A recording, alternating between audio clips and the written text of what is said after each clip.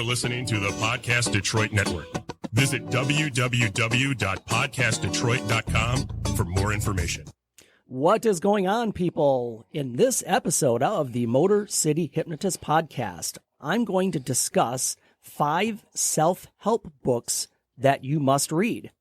And again, stay tuned because I'm going to be giving all the listeners a free hypnosis guide. We'll be right back. Your ideas are intriguing to me, and I wish to subscribe to your newsletter. Get ready for the Motor City Hypnotist, David R. Wright, originating from the suburbs of Detroit, Michigan. He has hypnotized thousands of people from all over the United States.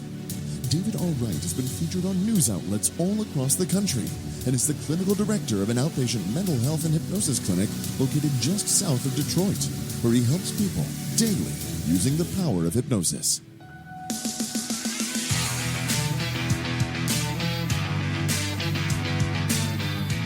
Welcome, the Motor City Hypnotist, David R. Wright.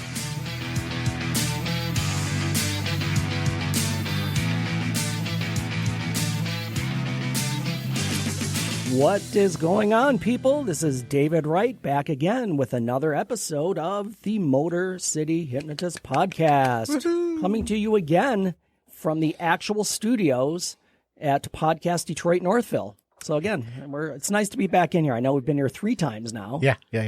Or more. Actually, 4 episodes, but 3 times, let's say. Yeah. So yeah, we're good. Again, is with me as usual is Matt Fox, my producer. Happy to be here. Awesome. Yes, sir. Yeah. Boy, it's been hot out. I think I want to crack the door open for us. I spend most of my days indoors, unfortunately. Well, fortunately sometimes, but I was just telling Matt before we went on, I have the worst allergies, and I don't know why this week has just been brutal. Yeah, I've had to hit the Benadryl a few times. But so if by chance you hear me during this podcast, just clearing my throat, don't worry. I'm not contagious. It's definitely just allergies. I'm definitely 6 feet away from you. Well, so. Matt's going to shut the room door in a minute. He's going to lock himself in the booth if that's the case. So let me tell you people where to find me. You can find this podcast and the rest of my stuff at motorcityhypnotist.com. Again, you'll find my blog, the podcast, all kinds of stuff there. Videos with show clips. A lot of things to look at there. So take a look for me there at motorcityhypnotist.com. You can follow me on social media, on YouTube, Facebook. They're both Motor City Hypnotist. On Twitter, at Motor City Hypno, and also Instagram, Motor City Hypno. And then again, if you want to support me financially in the channel, you can also find me on Patreon at Motor City Hypnotist. And again, any donations you make would be greatly appreciated. It just helps me do what we do and continue to bring good content. And again, I would appreciate that. Yeah, absolutely. The other thing that I really like you to do, probably more than any of the others, is subscribe to the show and leave a review. Wherever you're listening, Apple, iTunes, Spotify, Google Play, wherever you're listening to the podcast, please subscribe, leave a review.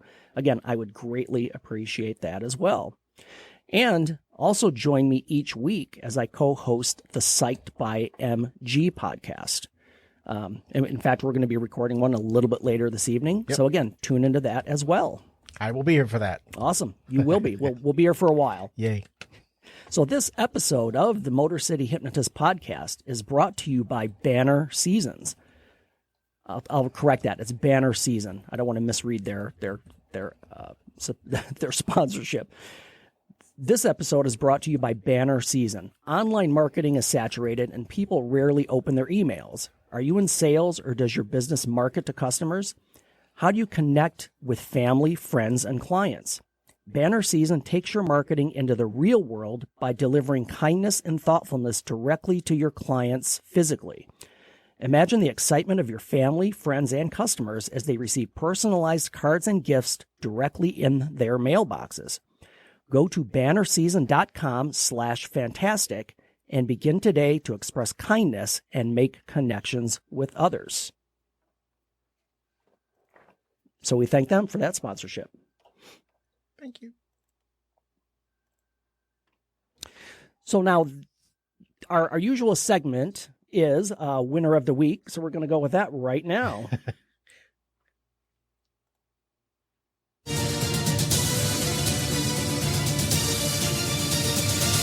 That's how winning is done. So I know we've had we've had an assortment of winners of the weeks for our first few episodes, and again, sometimes they're things that just make us laugh, like last week was. And I don't know, Matt, if you're ever able to catch up with Angry Old Man at Toll Booth. Did you watch it later? I couldn't watch it all the way through because I was just laughing too hard. Again, just revisit it. I was just like, man, I resemble that. Come on. Again, I kind of relate to that.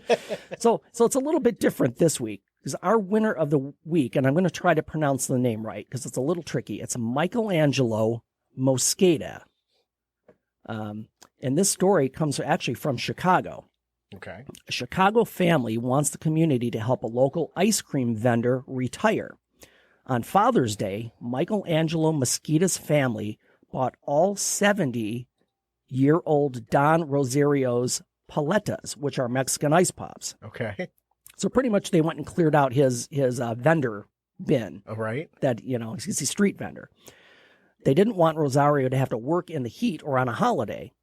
So Mosqueda created a GoFundMe page for the vendor, Rosario, to help him retire. The goal was to raise $10,000, and so far it has surpassed $35,000. Wow. Mosqueda posted the video of his family buying all of the paletas from Rosario on social media, and it has now gone viral with more than 5 million views. Wow. So again, this family that just wants to take care of this street vendor who probably doesn't make a ton of money. I can't imagine selling ice pops on the street from a cart that you're going to, I just don't know that you're going to make a ton of money. But they have right now raised $35,000. That's great for this gentleman to retire. I you don't see things like that very often, and that's why things like this happen, I believe. Yeah, and I think that's the thing that, and I've prefaced this with Winner of the Week in the past episodes, that there's so much negativity and so much problems and so much worry and concern. And then you have just something nice, something that's just heartfelt, and somebody just wants to do something nice for somebody. So it's good to hear. And I know that probably happens a lot more than we think, but unfortunately that doesn't make, it makes good news here. It does. That is a great story. Yeah. But it's not going to, be the headliner on your evening news. Right. Because it's typically something bad. Unfortunately, yes. Yeah, unfortunately so. So Michelangelo Mosqueda and his family are the winner of the week.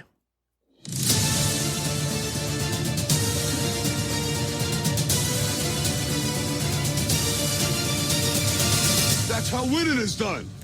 That is how winning is done. So that's a good story. Again, I just like giving something that's nice and just makes people feel good. Thank you. Yeah, Appreciate absolutely. That. Really appreciate it. So, back to it. So our topic today, and let me preface this by saying I know a lot of listeners out there might not be readers per se. And that's not good or bad. I'm just saying a lot of people may not read. But self-help books are they've been around for forever. It's a huge industry. And I think I mentioned when I teased this episode last week, if you go into any physical bookstore, which there are only a few around right now, there's just thousands of books on self-help.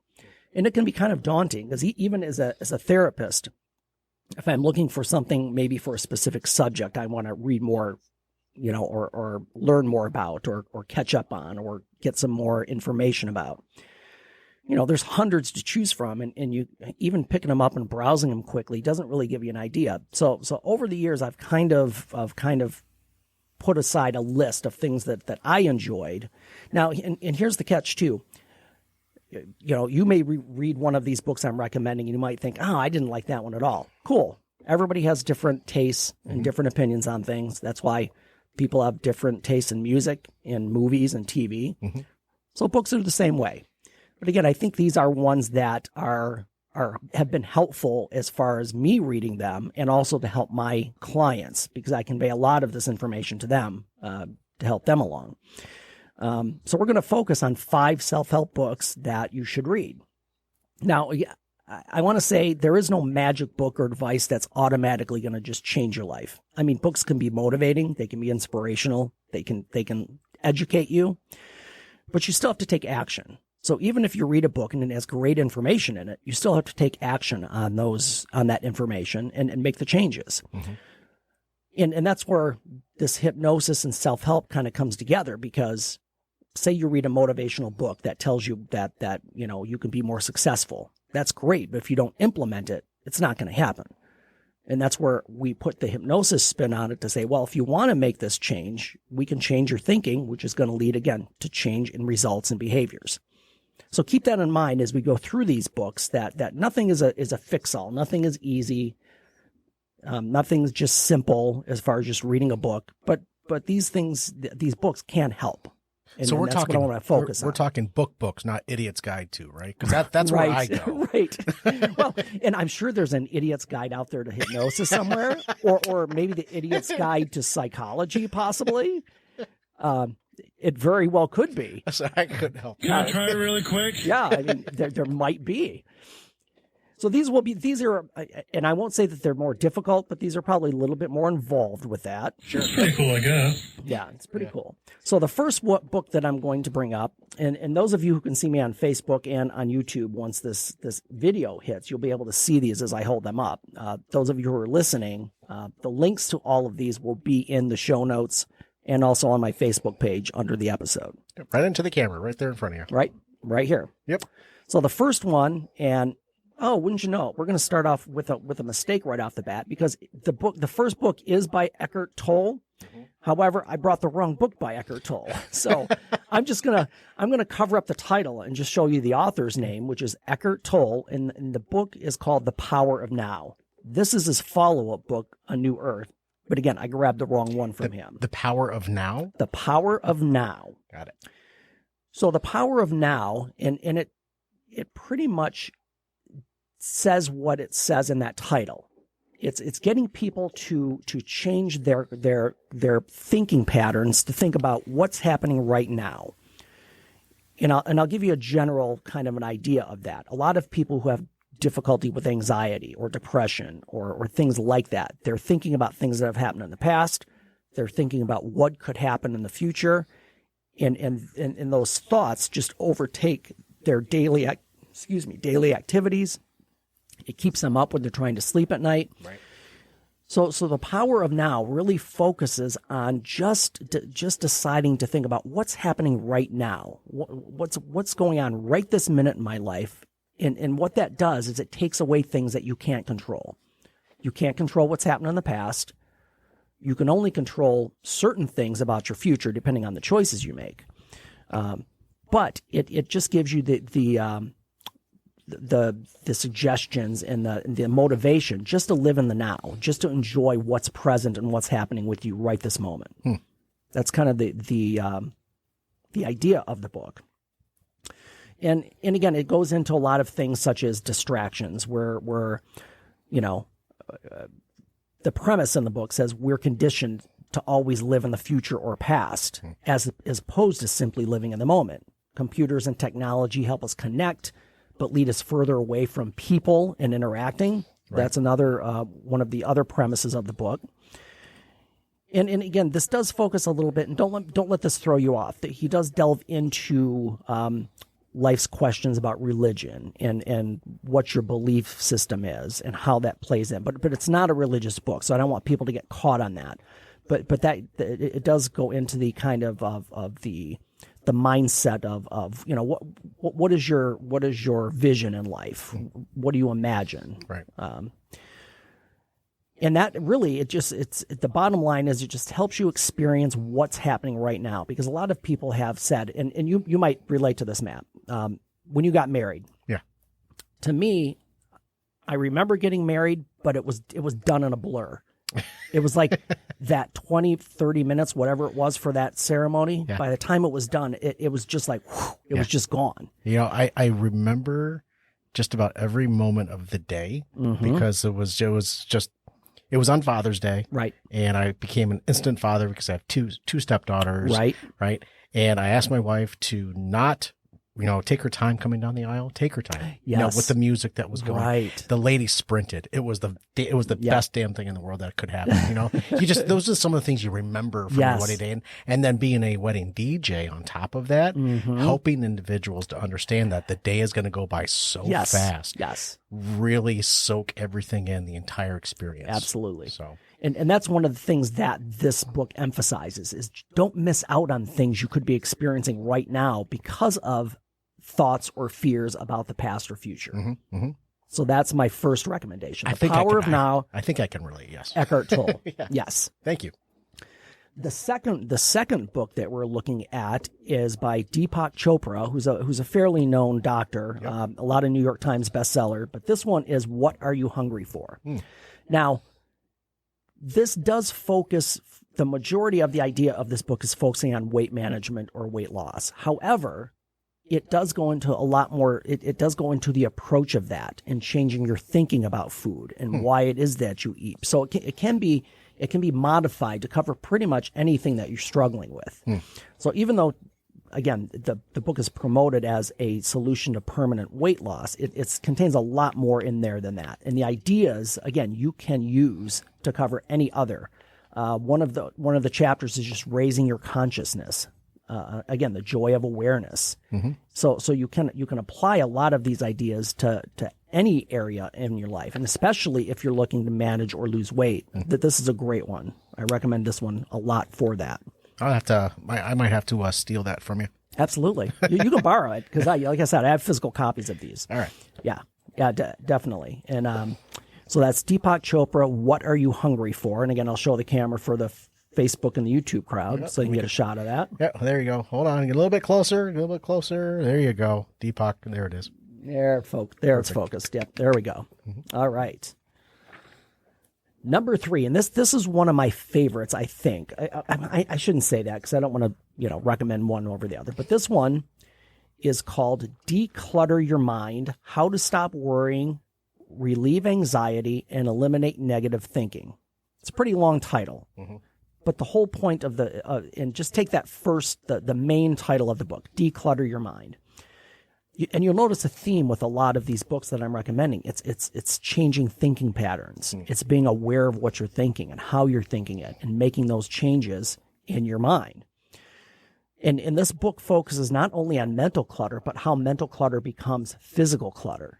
And you probably know people who they're in an environment that they're not comfortable in because it's cluttered or it's disorganized, and some people just hate that. They can't deal with that disorganization and that clutter, and it really throws them off. This is a mess. Yeah, yeah, absolutely. So I'll hold this up to the camera so you can see the title of that one, and we'll go into a couple things on there. Yep, Declutter Your Mind. S.J. Scott. Is that too? And Barry Davenport? S.J. Scott and Barry Davenport. Right. Excellent. Yep. And one of this one, and it starts off by giving 4 causes of mental clutter, which is daily stress, the paradox of choice. Again, people being indecisive, wondering if they're going to make the wrong choice or not. Just getting stuck in that struggle. Like, well, what if I make the wrong choice? What's the right choice? Too much stuff. Again, too much stuff in your mind. And the negativity bias. And what they say in the book is that as humans, we're hardwired to react to more negativity in our environment. And I guess I don't want to argue that point, but I think technically as we grow up and live in life, we do tend to focus on negative things, and it's easier to focus on those things. Right.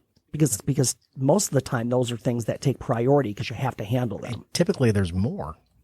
Yeah. There's more negative stuff out there than the good stuff. Yeah. So you have to really dig for that good stuff. Right. Right. And then it goes into, this is what I like about this book. It has also 4 parts on how to declutter various aspects. So it doesn't just bring up the issue. It gives you directions on what to do with those. For example, part 1 is decluttering your mind. And again, a lot of things that we've talked about with hypnosis is breathing, deep breathing, meditation, reframing negative thoughts. And the term they use is techniques to trick our monkey brains. Read more into that. I won't go too far into that, but it's interesting. Okay. Yep. And then part 2 is, again, decluttering life's obligations. And people that kind of overcommit to things and end up just being overwhelmed. Yeah. And and some people just can't say no. And that's an important thing to look at in that section, is that you have to not overcommit and just be buried in stuff that you're obligated to do now. Can I borrow that one too? Yes, you can borrow this one too. Part 3 identifies ways to declutter relationships. And again, being more mindful with people and learn the importance. And this is a huge one. I say this probably every day when I'm doing therapy with clients. Learn the importance of removing toxic people from your lives. People have a very difficult time doing that for some reason.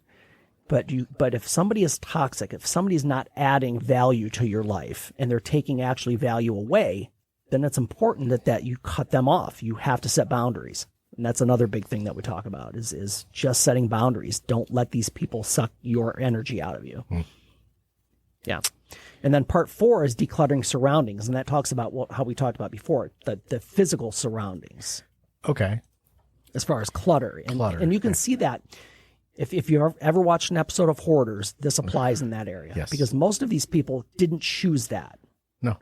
It slowly happened, and now they're stuck.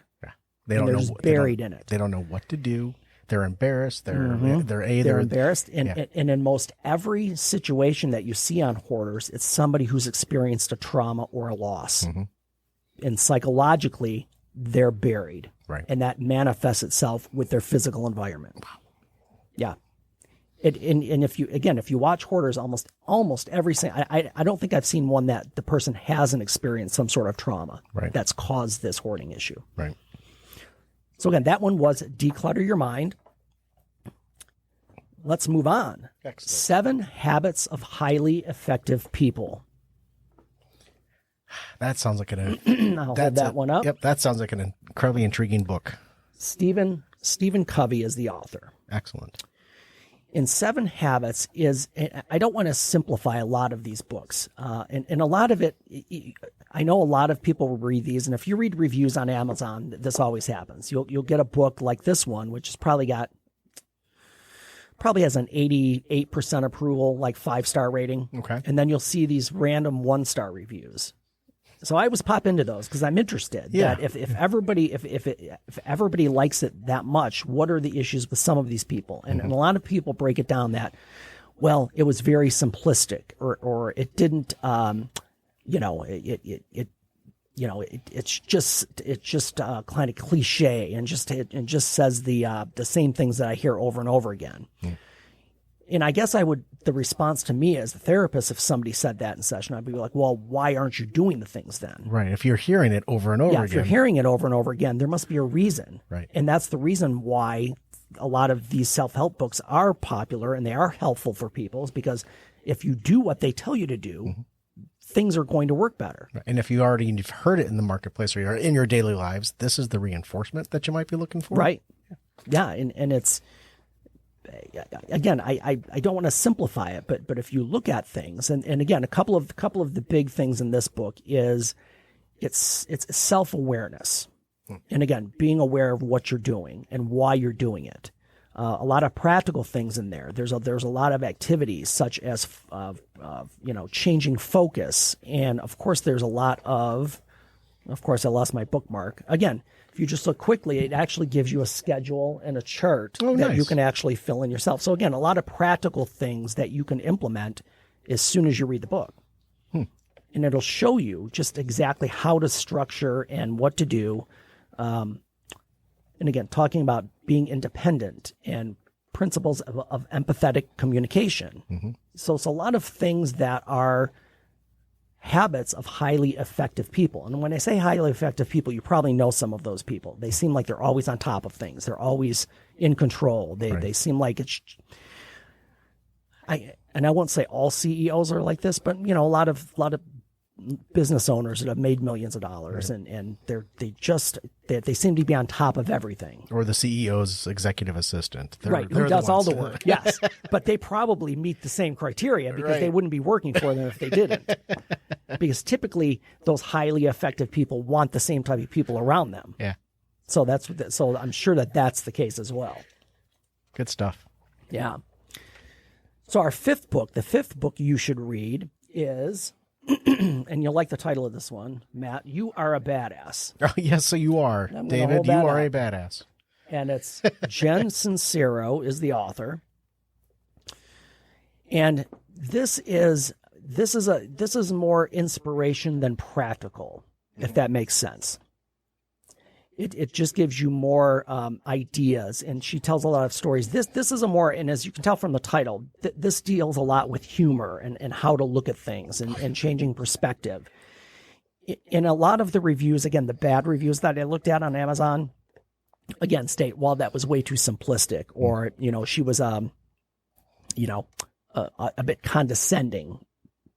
Because really and I'll give you one of the quotes from it that people probably might have an issue with, but this is very effective.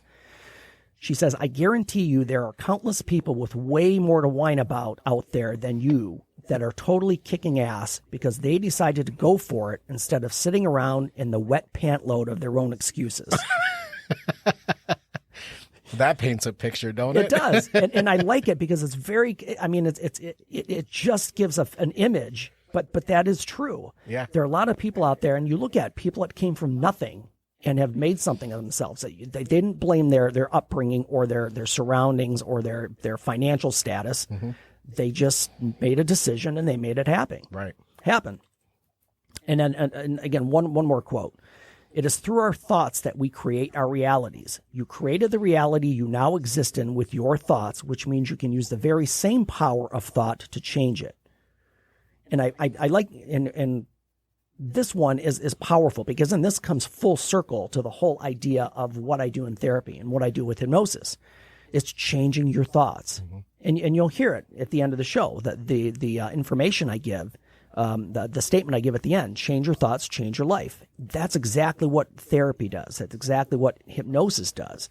And again, most of these books have that underlying theme that if you change your thinking, you're going to change the way you work. It's going to change your behavior. And I guarantee you, if you make those positive changes to your thinking, you're going to be more successful. Yeah, absolutely.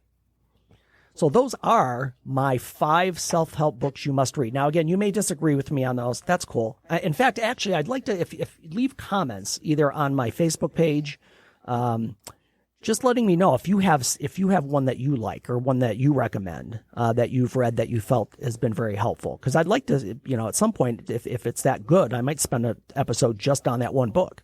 Because if it's that useful for somebody and you got a lot out of it, yeah, I'd love to hear about it so we can maybe focus on it for an episode. Cool. Sounds good. And as I do with every episode, I want to let everyone know I give away a free hypnosis guide.